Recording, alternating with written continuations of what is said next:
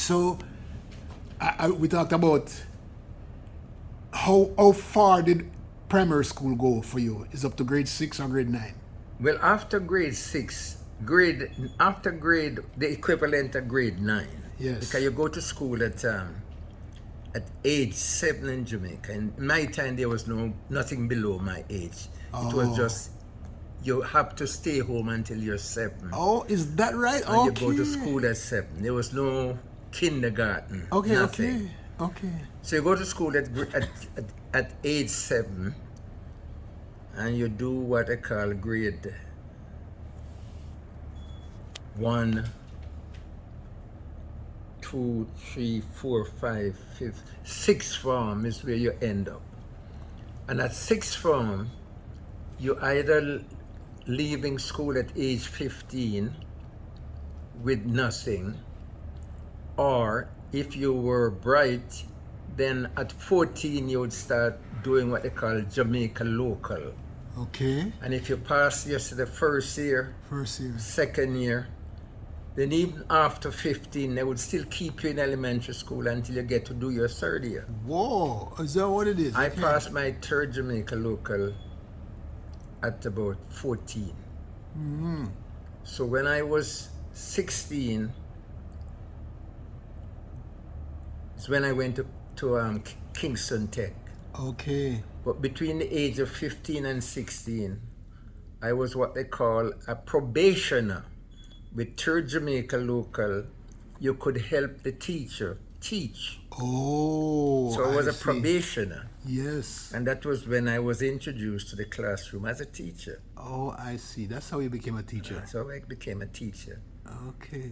But I became a teacher after going to I went to Kingston Tech, then I went to CAS afterwards. To do what they call a vocational industrial arts and vocational teaching program. Yeah.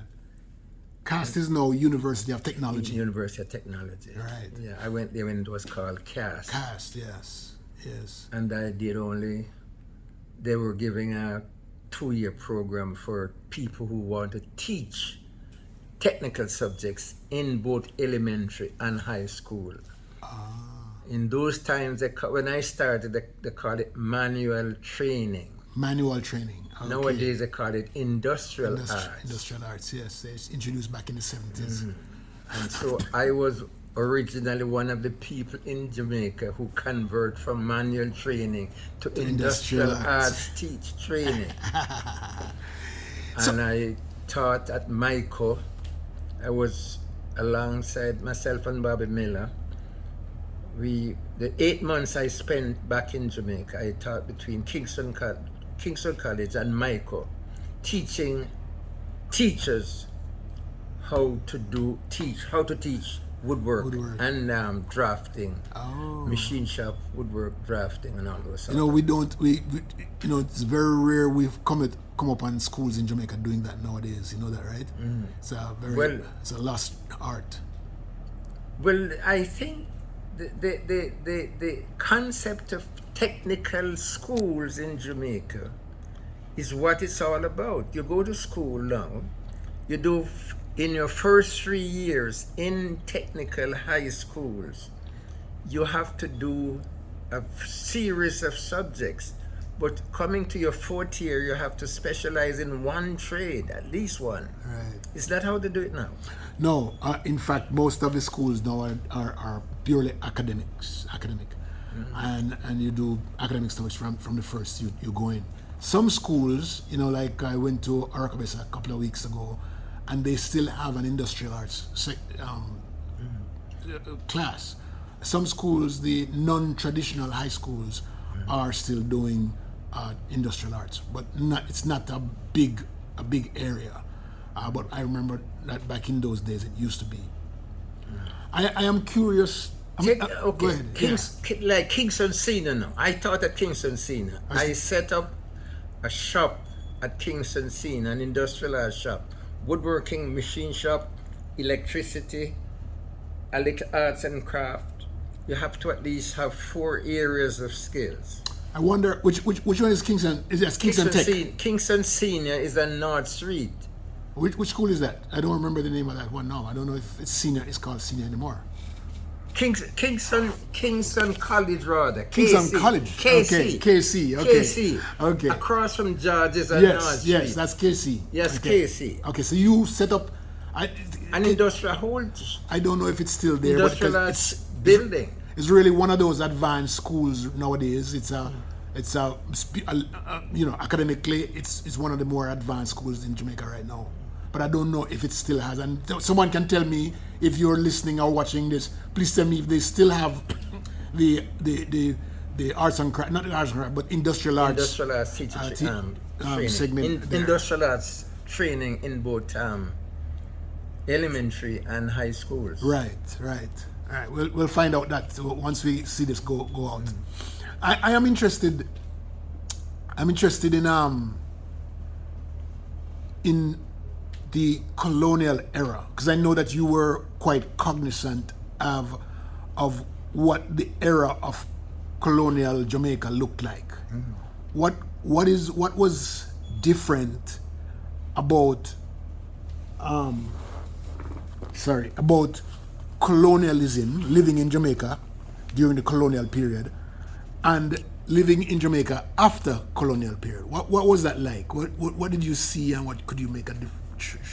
Mannerism among people differ from one era to the other.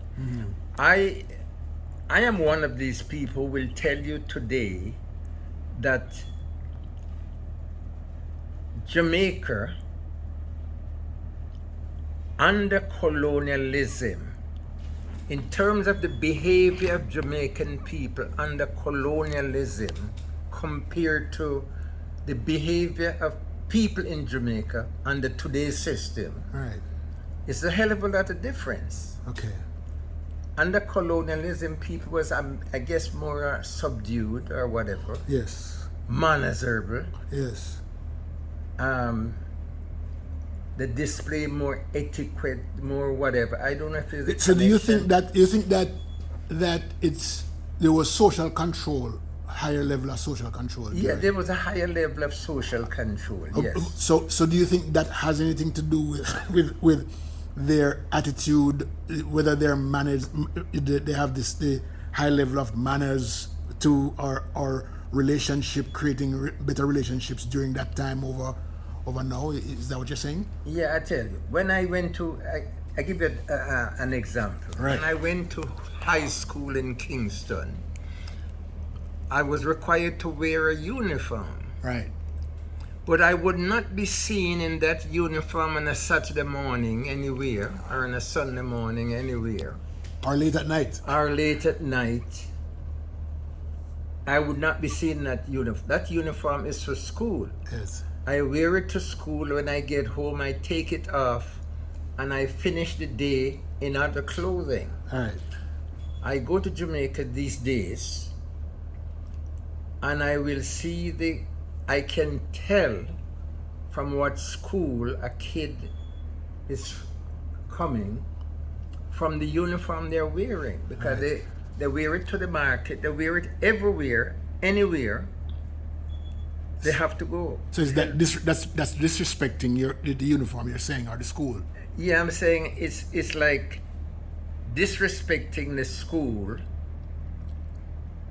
and the whole concept of a uniform. What's a uniform?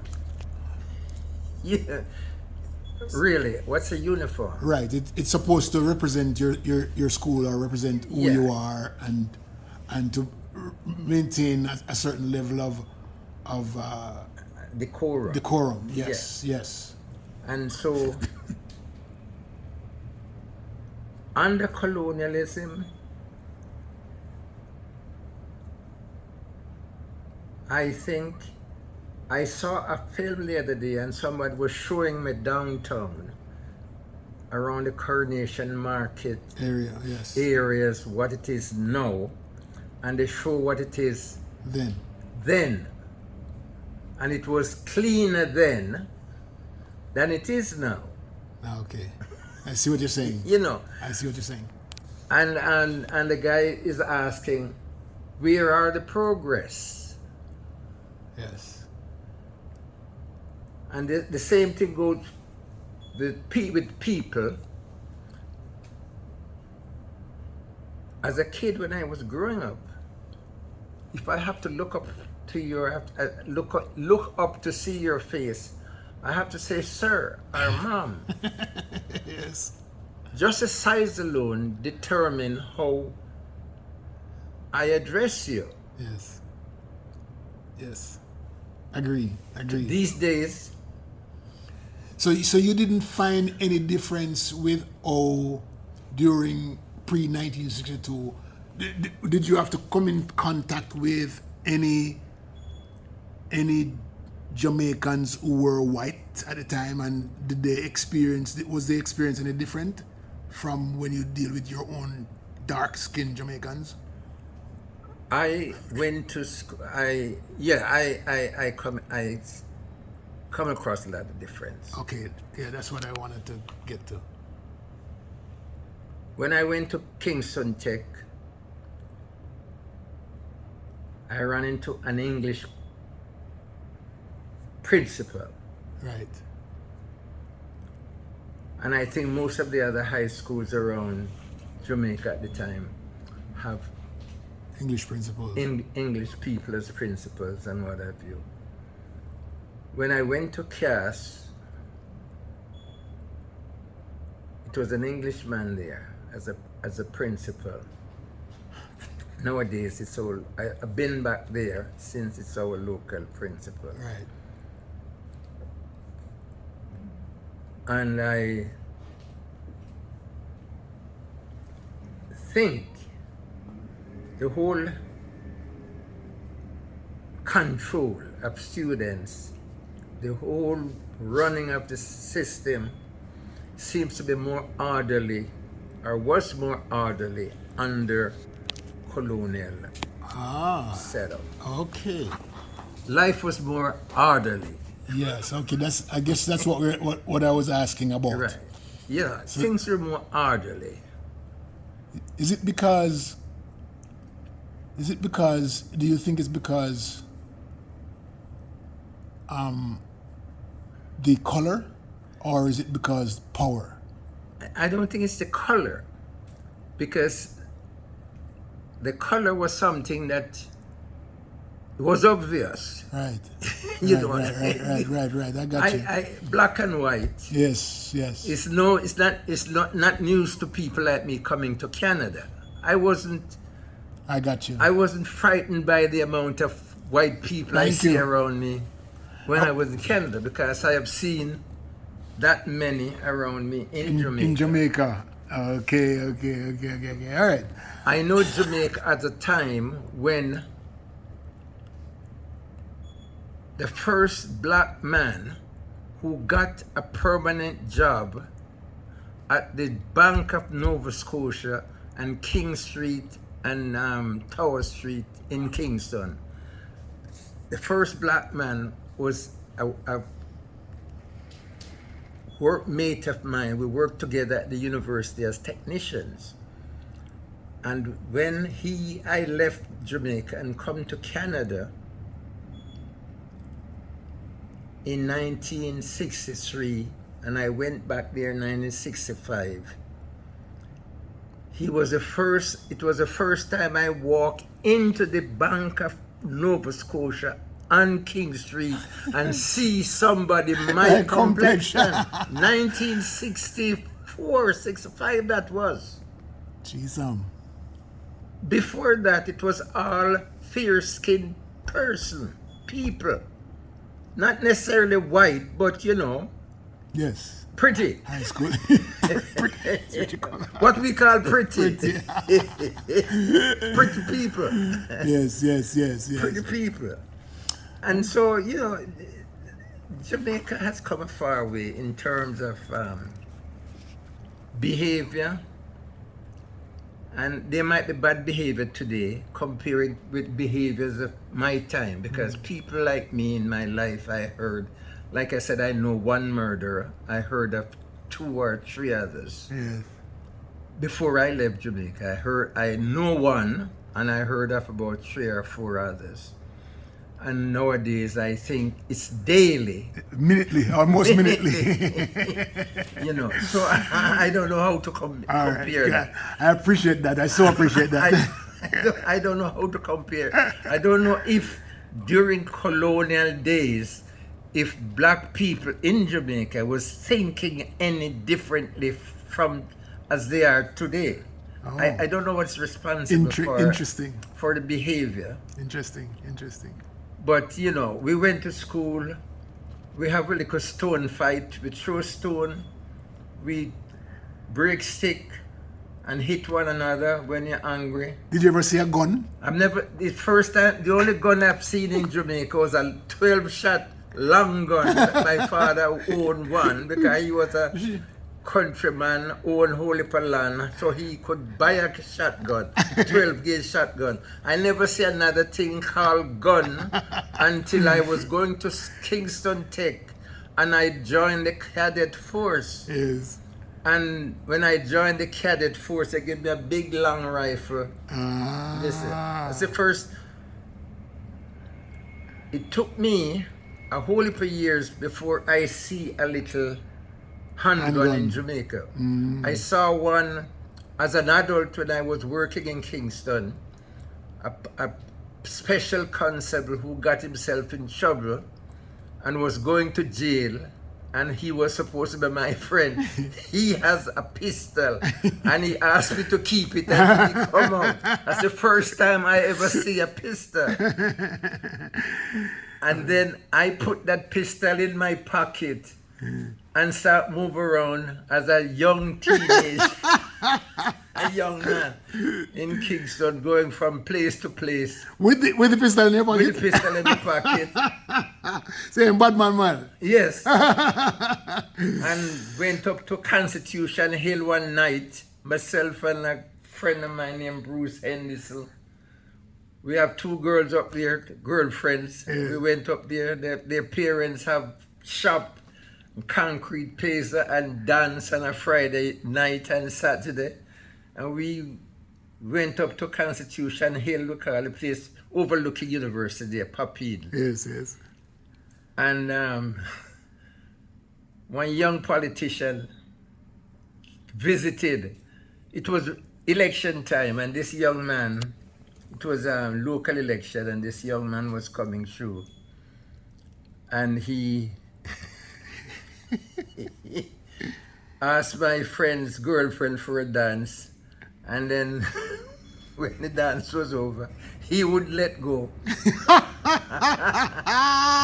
He wouldn't let go. He just took her over now. He's big man. My big man, yes. So he took her over, and she's polite enough to just sit by and look at my friend. My friend is there, and then my friend get angry and go demand his girlfriend. And when my friend go demand his girlfriend, I see a couple other men, his men, his henchmen, start beating up on my friend. Oh my God. And I just reach for the pistol. Jesus. And shuffle it like like a cowboy. A cowboy. Who was the famous cowboy in those days? I think it was Bill Rogers or something like that. Catch it by the butt and use the butt and give the guy one hit over his head. He drop over a gun. The local politician? No. Or the henchman? His henchman. The guys I'm traveling with him. And one of them shouted out, "You have a gun!" And by the time he said that, and you look around, the place was empty. But guess what? We couldn't leave the place that night. Oh, you couldn't? No, because Constitution Hill there? Yeah, a Constitution Hill, we come from all the way down to Kingston. Yes. So, we figured they're going to wait us in Papine, to take care of us there. Yes. So we slept up there the night until Saturday morning. They had no other way out that drop us out at St. Thomas Road and come back into Kingston. Over 10 mile, 11 mile. Yes. Yeah, okay. All those experiences. Okay. So what made you, well,